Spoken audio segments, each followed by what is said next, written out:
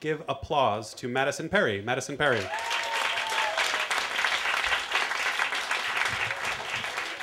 Hello. Good evening. When I graduated from college, I went up to Alaska to work as a tour guide for 6 months. And that wasn't the ambitious part. The ambitious part was that I was sure I was going to hook up with a ton of chicks. And that was because I was young, and this was going to be my crazy summer after graduation, and most of all, because I'd recently broken up with my long-term girlfriend. And that's when men are most delusional about their power over the other sex. Because when you're dating someone, you can't test the dating pool, you can't flirt and find out if girls would want to sleep with you. So I just go ahead and assume that they all do. So when I broke up, I naturally assumed my life was about to become a softcore porn movie. You know, I'd be a strapping Alaskan tour guide whose days were hot, but his nights hotter. That's what I envisioned on the way up. But Alaska is not the place to go if you want to live out a softcore porn movie. There's not many girls there. There's 8.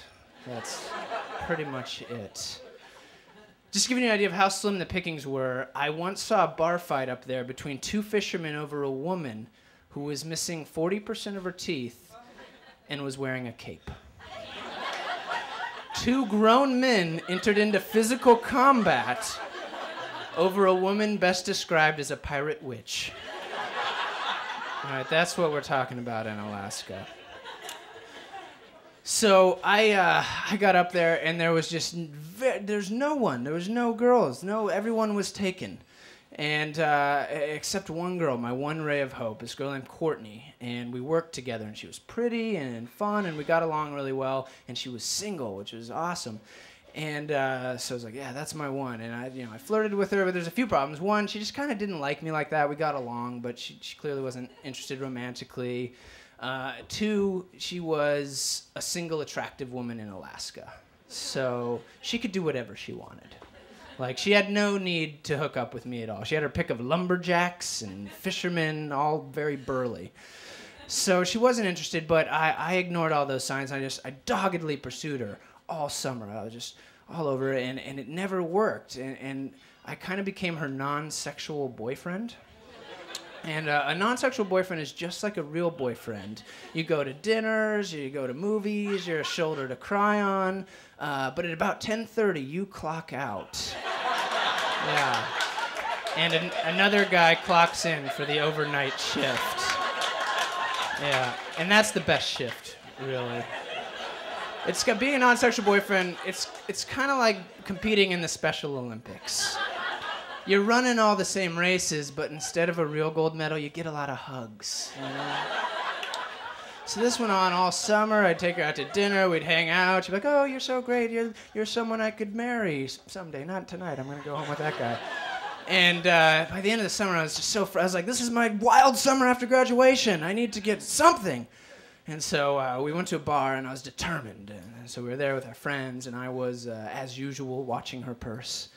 And yeah, I knew she had to come back at some point. That's her home base. And so when she did, I cornered her, and I laid down some game. By which I mean literally begging her to go home with me for a half an hour. And I learned that a Harvard Law degree is overpriced, because all you need to be... I'm not a Harvard Law graduate, but... yeah.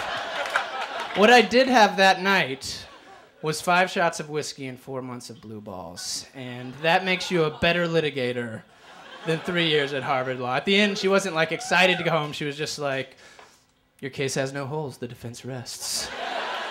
So we went back to my place, and it's not in my nature to brag, really, but we made out. French kissed and everything. And you have to imagine, after a few months, that was like going all the way for me. I was like smoking a cigarette afterwards. And so we're lying there, and I'm just like, yeah, I'm going to be upgraded to sexual boyfriend in just a few days. No problems. I'm imagining our wonderful relationship, like midnight hikes to see the aurora borealis and sea kayaking trips, and we'll see humpback whales and maybe make love on top of them, It's going to be glorious. So I go to sleep that night, and I wake up the next morning, and I roll over, and we look at each other in the eyes, and she says, "I was so drunk last night," which loosely translates to, "You'll never touch my body again." And I didn't. I went the rest of the summer. I was doomed to my involuntary celibacy for the rest of the summer. But we stayed friends, and I bought her a bunch more meals, so that was nice for both of us. Thanks a lot. I'm Matteson, everybody.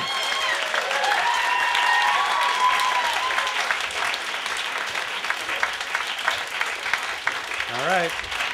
Pretty good.